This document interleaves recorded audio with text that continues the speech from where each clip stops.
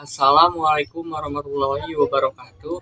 Perkenalkan, nama saya Fajar Ardianajis dari kelas 12 MIPA 4. Di sini saya akan menjelaskan materi kelas 10, yaitu mengenai pedagang, penguasa, dan pujangga pada masa klasik Hindu dan Buddha.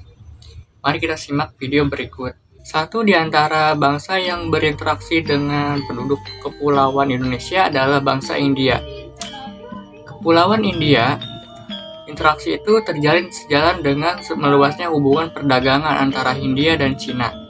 Hubungan itu yang mendorong pedagang-pedagang India dan Cina datang ke Pulau Indonesia. Beberapa bukti menunjukkan setelah budaya India masuk terjadi banyak perubahan dalam tatanan kehidupan.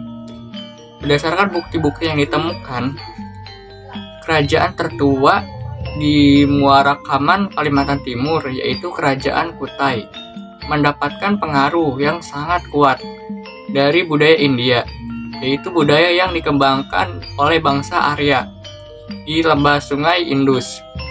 Percampuran budaya itu kemudian melahirkan kerajaan yang bersifat Hindu di Nusantara, baik itu yang mencakup dalam sistem religi, sistem kemasyarakatan, dan bentuk pemerintahan. Lanjut, mengenai proses masuknya Hindu dan Buddha di Kepulauan Indonesia, yaitu hingga sampai sekarang ini masih ada perdebatan.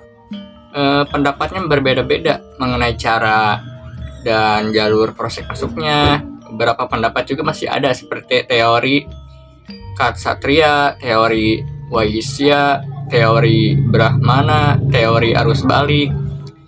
Dan seiring berjalannya waktu, Hindu dan Buddha akhirnya mempengaruhi masyarakat Kepulauan Indonesia.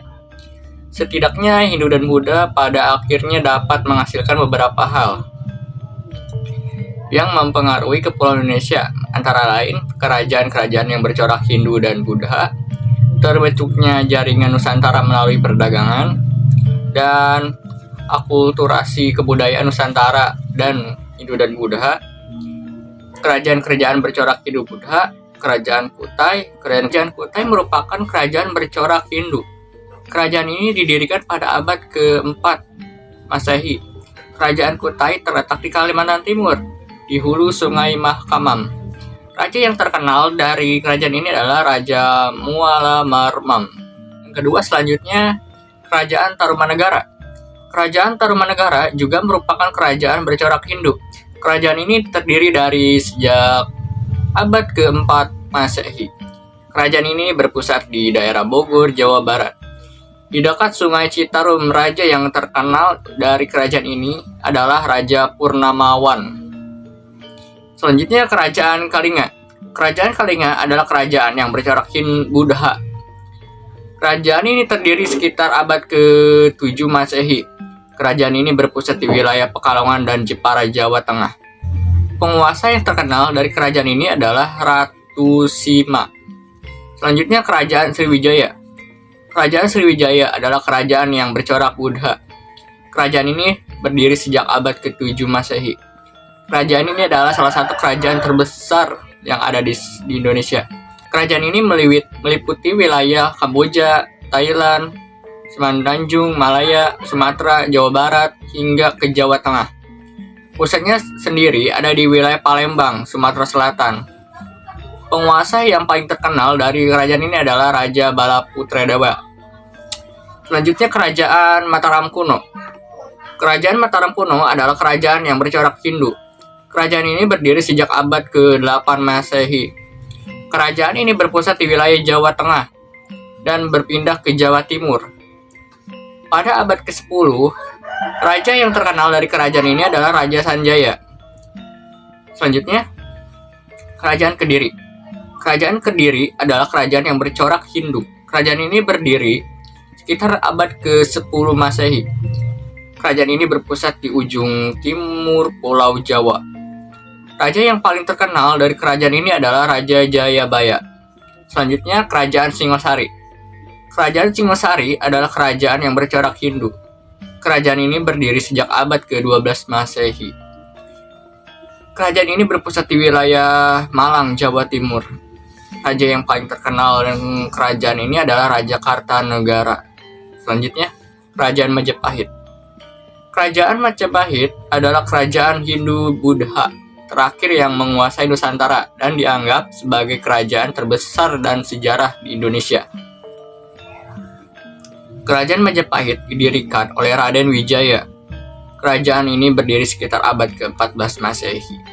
Raja yang paling terkenal di kerajaan ini adalah Raja Hayam Wuruk. Selanjutnya Kerajaan Buleleng dan Kerajaan Dinas Patimarmawadewa. Kerajaan Buleleng merupakan kerajaan tertua di Bali. Kerajaan Buleleng adalah suatu kerajaan di Bali Utara yang didirikan sekitar pertengahan abad ke-17. Kerajaan ini bercorak Hindu dan Buddha.